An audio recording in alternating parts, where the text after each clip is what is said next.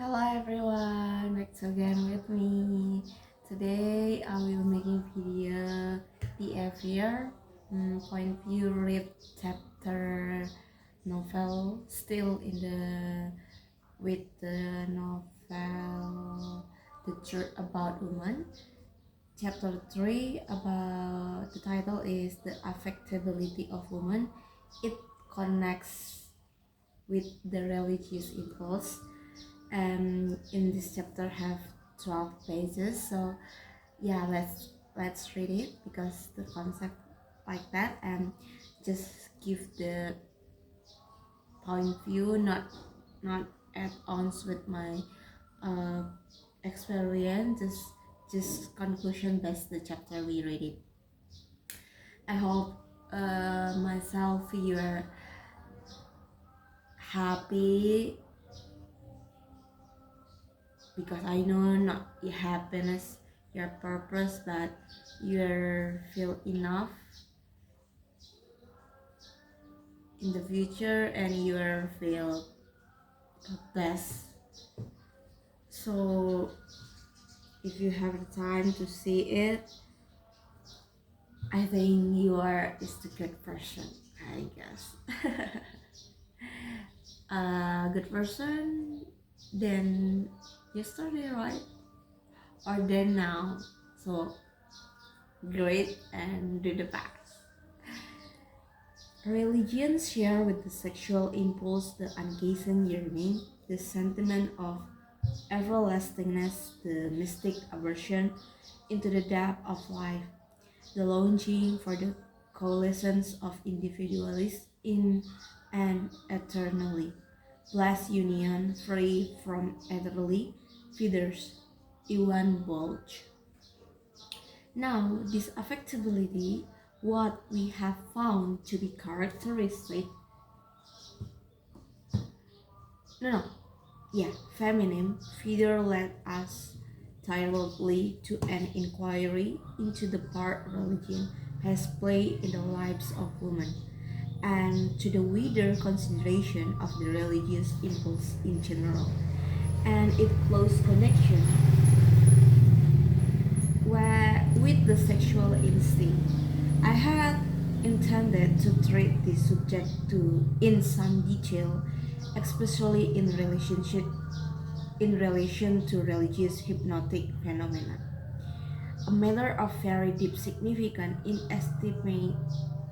estimating the woman character, I should have liked to have traced the influence of the early and late Christian teaching, given woman mind to have examined her position in the social and domestic relationship, and then to have constructed this with the almost complete liberty and distinction enjoyed by women in pagan culture.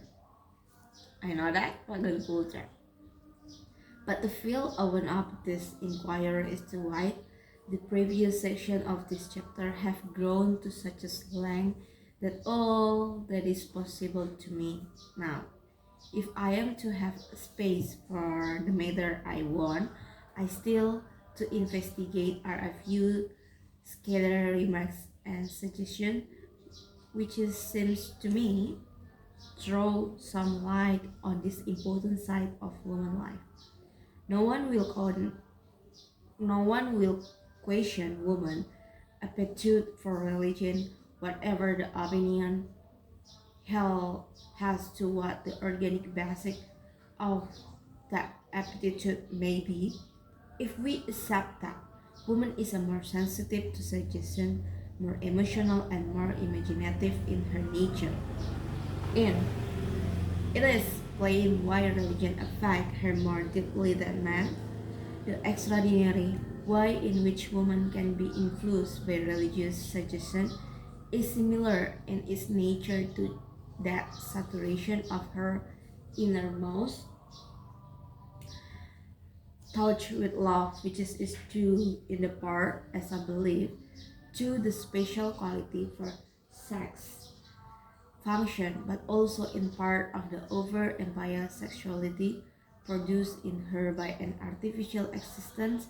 Women have accepted religious belief as they have accepted man's valuation of temporal things, even although this is maybe utterly at the variance with their nature and their desire.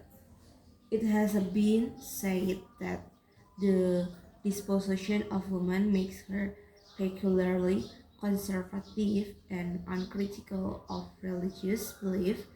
Others suggest that there is a specific religious sense in woman relate with the higher standard of character.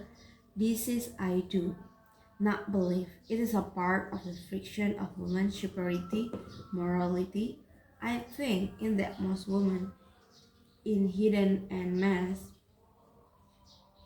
an immense appetite for life, an immense capacity for expenditure of force. She doesn't often dare to listen to this deep with her soul, yet the insurgent voices fill her. There is in the life of most women something wanting, some general idea, some aim to hold life together. The effort of women, often unconscious but always present, to realize herself in love has forced her to practice duplicity and to accept dependence. And this sense of depend her on a protector, not always forthcoming, and even when present, not always able to protect, has sent her in search of something outside and beyond the known and fallible, and has prepared her to accept with eagerness and profess revelation of the infallible unknown.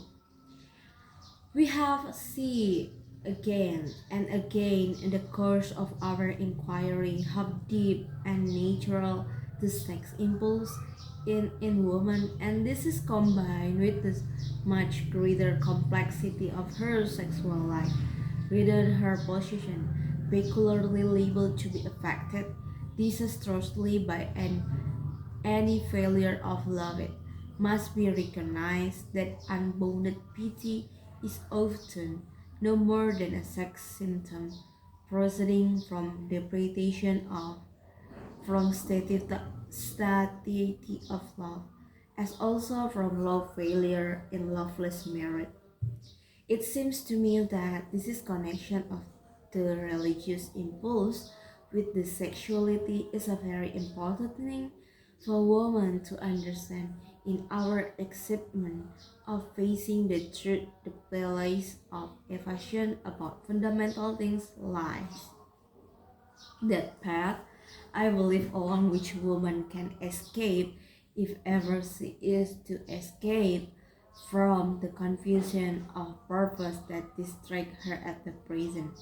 The intimate association between religious idea and the feeling and the sexual life is abundantly proved by history of all people.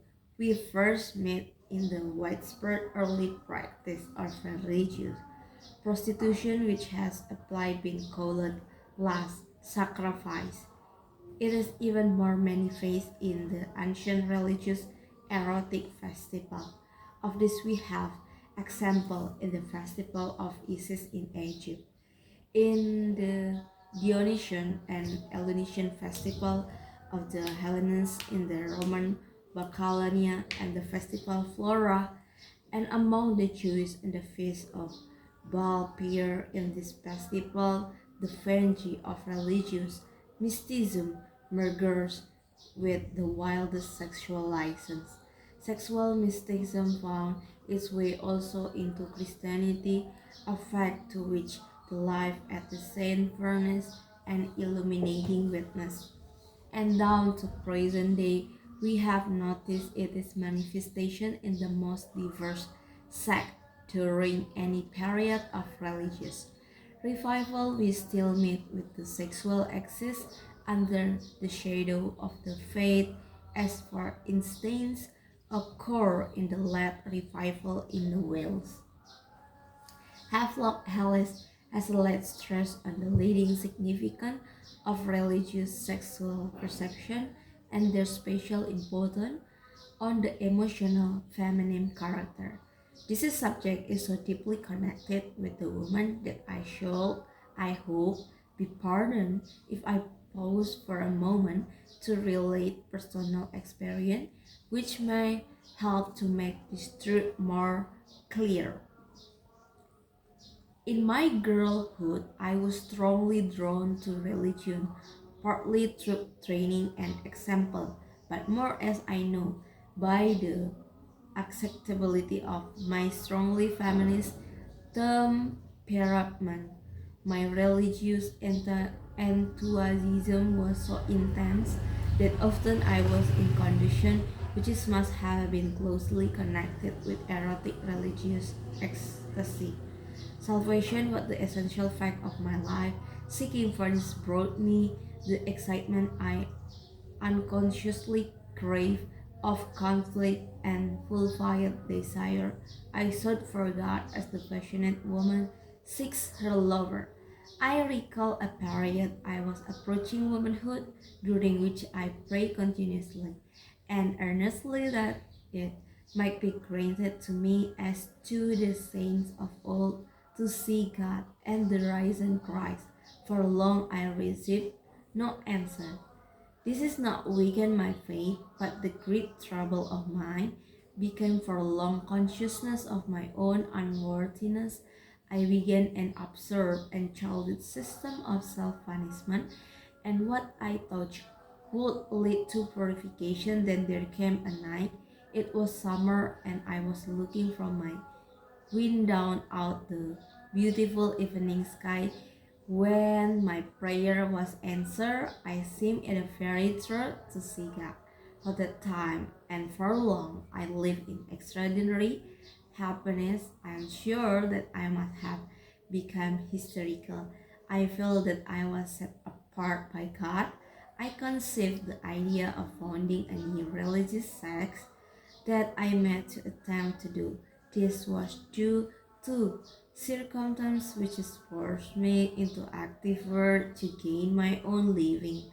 Religion continued very largely in my life, but I was too healthy occupied to be favored with my animal vision.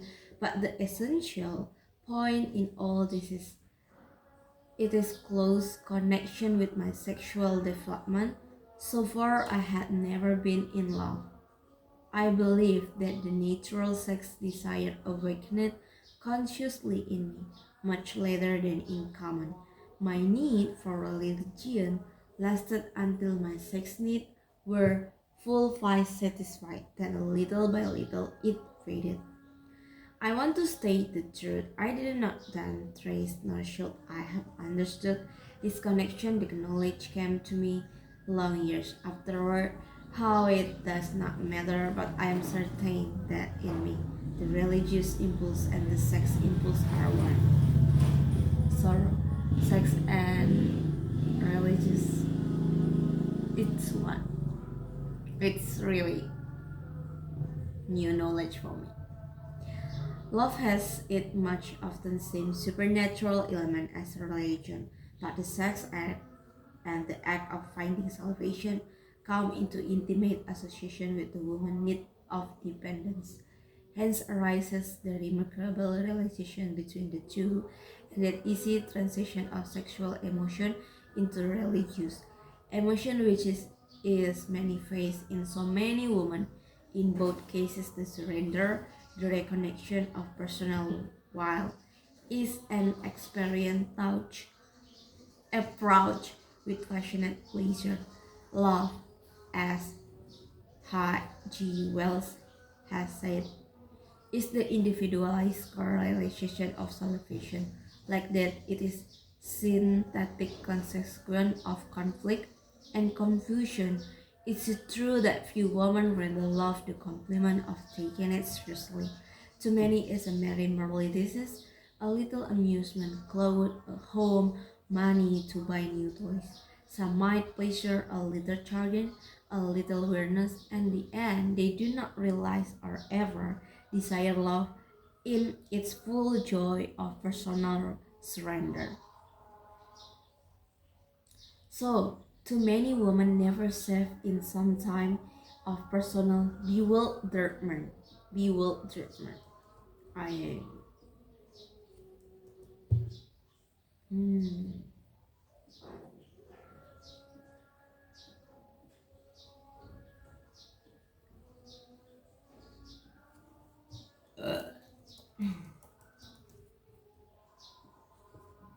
Desire or seek salvation, but such as I am listless bring its own emptiness and woman's strain, and seek toward the Godhead, for the truth reminds of woman need of love is greater than man needed, and for this reason, where love fails her desire for salvation is deeper than many desire. And here again, and once again, we see the difference between the sexes. The woman pays the higher prices for her implicit, unquestioning, and unconsciousness obedience to nature, and society has made the payment still heavier. Let us for this last pity woman, the dice they have had to throw in the game of life is their sex, and they only been allowed one throw. And when they have thrown wastefully, yes, it is here that religion has entered into the game. It may almost be said to measure of failure and false boundaries if woman loves. The song of love and the song of faith are alike. And women act worship as also they are often driven to act love. The woman who knows her own heart must know that this is true, and one cannot wish to see the opium of religion taken from woman until the game is made a fairer one for them to play. There's another point to consider. Many great thinkers have striven against this proven and primitive connection between the bodily and spiritual impulses, which has seemed to them an instruction of evil, impairing their pure spirituality by the sexual life. They have just recommended and followed asceticism in order to arrive at the heightened spirituality. The error here is obvious. The spiritually active cannot be divided from the physical as well cut the flower off from its root and then expect to gather the fruit. This is why sex denial and sex exist so often go other, hence the undeniable unchastity of the medieval cloisters, nor need the manifestation of sex be physical. Erotic imagination and voluptuous revelation are expression of sex passion. The most monstrous sexual vision of the scene reflect in a typical manner the incredible violence of the sexual perception of aesthetics. We observe it then as a fact of wide experience that the ascetic life is rooted really to functional impulses, and further, it's only through sexual perception that the spiritual and imaginative can be grasped and reached. What the expected has done is of year overmuch. It must not be overlooked. This is continual battle with the primary force of life. Is necessary futile in accomplishing its own aim. For the woman or man who for the religious or any other ideal wishes to overcome the sex needs must be keep the subject always before her or his consciousness choose it comes about the aesthetic is always more occupied with sex needed must keep the subject always before her or his consciousness choose it come about the sex aesthetic it always more occupied with the sex than the normal individual. It seems to me that this is a truth few women have learned to face. I'm not for a moment denying that the potential energy of the sexual impulse may be transformed with the benefit into productive spiritual activity, finding its fan in religion as also in poetry, in art, and in all creative work. Plato must have had this in his mind when he speaks of both as a sublimated sexual impulse. Skepnoner of many other thinkers lay stress on the connection between the work of productive genius and the modification of the sexual impulse. This is may illustrated if examples are needed in the proof by the power that has been exercised so conspicuously by women throughout the world in religious movement. Two of the greater festivals of the Catholic Church, for instance, owe their origin to illumination of women. The mystic writing of Santa Teresa of Avila give classic expression to the highest power of the spirit, take against the part played by women as a religious leader of the convent in the early Middle Ages.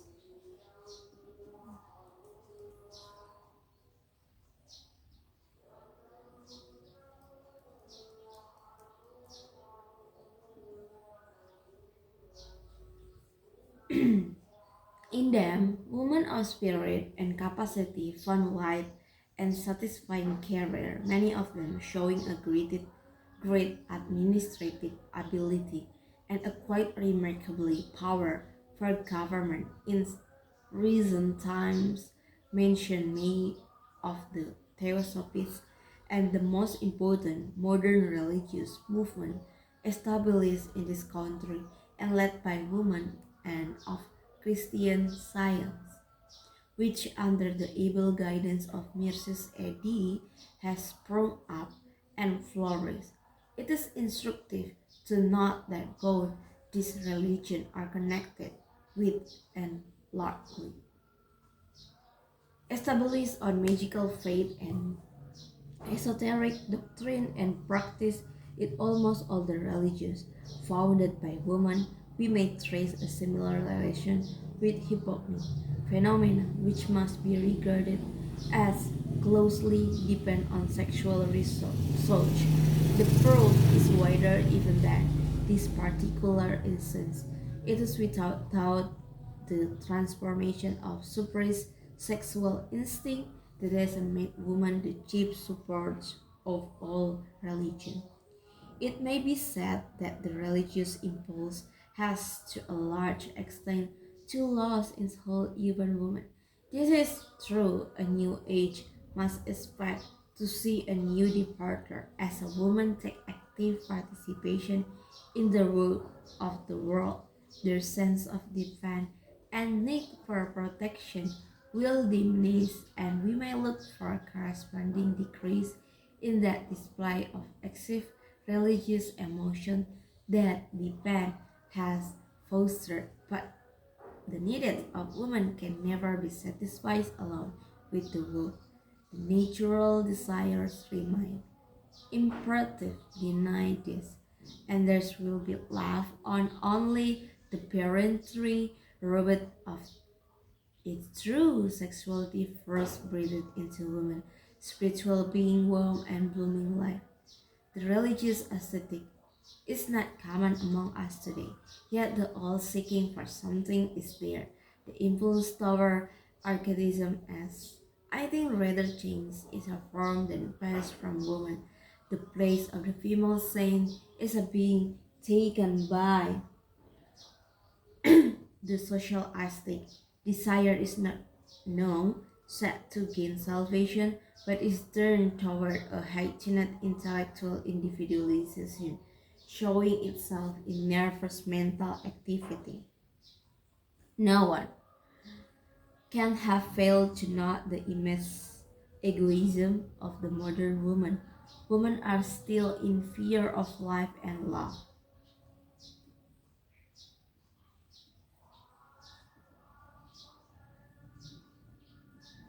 They have been made aesthetic through the long exercise of restraint even their explosively emotional temperament that have restrained their nature to remain pure. This false idea of chastity was the right place for human them, but by long habit it has been accentuated and has been picked up by women are seeking to bind men up the same bond of denial which have restrained them. In the past, they have overtly imbibed the doctrine of a different standard of purity for the sexes. Now they are in revolt. Indeed, they are only just emerging from a period of bitterness in relationship to this matter. Men made women into prison, and women are arising in the strength of their faith to enforce Puritanism of men. Is this malice or this revenge? In any cases, it is fullness bound up of the sexual impulse. It is with the entire psychic emotional being. There would be left behind without it only the wilderness of cold abstraction. The Christian belief in soul and body separate, and soul imprisoned in vile clay has wrought terrible havoc to world. I believe the two soul and body are one and indivisible.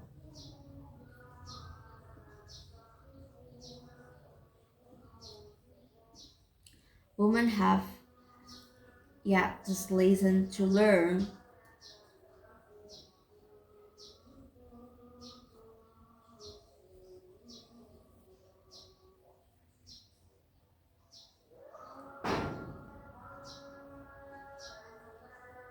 Women have yet this lesson to learn. The capacity for sense experience is the sap of life, the power to feel passion in direct ratio, the strength in individual whole human life, and maybe say to the male. The height of his or her attainment in the scale of being is only another out of many indications of the strength of sexual emotion in women that so many of them are afraid of the beauty and the natural joys of love. There is one thing more I would wish to point out in closing. This a very insufficient survey and exceedingly complicated and difficult subject to me. It seems that here, in this finer understanding of love, we open the door to the only remedy that will wipe out the hateful fear of women, which has a broad such as havoc in relationship between the sexes. Woman restrained to purity has of necessity fallen often in purity, and men, knowing this better than woman self, have feared her touch. They have failed in any true understanding of the causes. Let me give you the estimate of woman which is more boson in moonlight has a place in the mount of praise. Is this most illuminating passage is the one most exquisite of history. He hated woman, hated her unconsciously and instinctively despised her. He often repeated to himself the word of Christ, "Woman, what have I to do with thee?" And the whole act, it seems as if God himself felt disconnected with that particular creation. For him was that child of whom the poets speak in pure truth and true impure. She was the intemperance who had led anyway the first man, and still continue her work of perdition, a frail creature but dangerous, mysterious, usually disturbing, and even more than their sinful body, he hated their loving souls. God, in his opinion, had created woman solely to attempt man to put him to the proof. One lesson women and men have to learn, so easy to put into words, so difficult to carry out by deeds. to get good from each other's sex must give love the one and the other.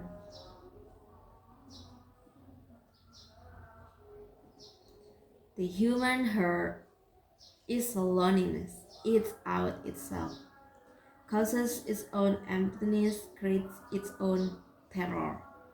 Nature gives lavishly, wantonly, and woman is nearer to nature than man. Therefore, she must give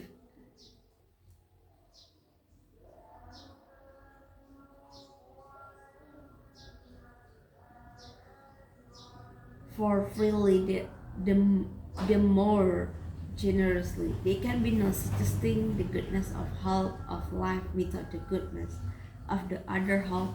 Love between woman and man is mutual, is continual giving, not by storing up for the good of one sex or in the ways for the pleasure of the other, but by free bestowing is salvation, wherefore not in the enforced chastity of woman, but in her love will men gain his new redemption.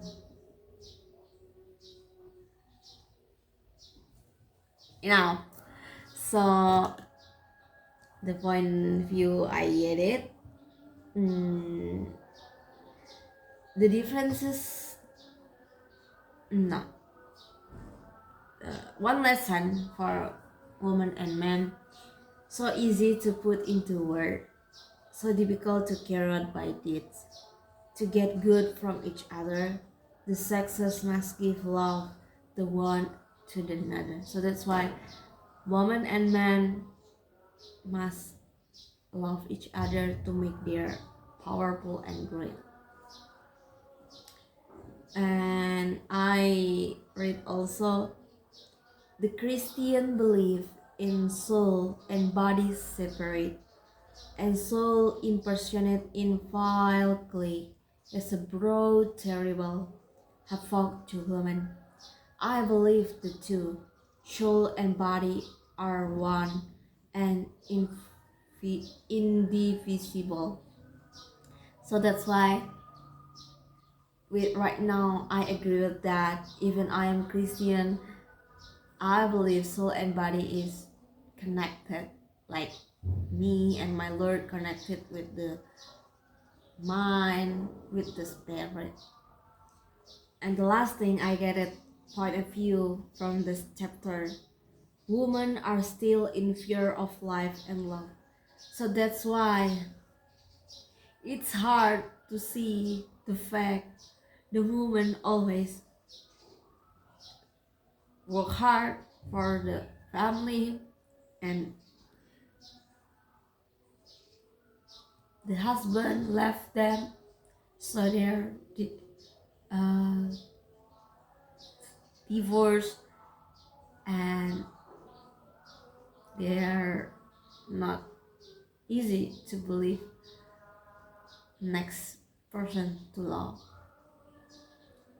So yeah, it's a woman, and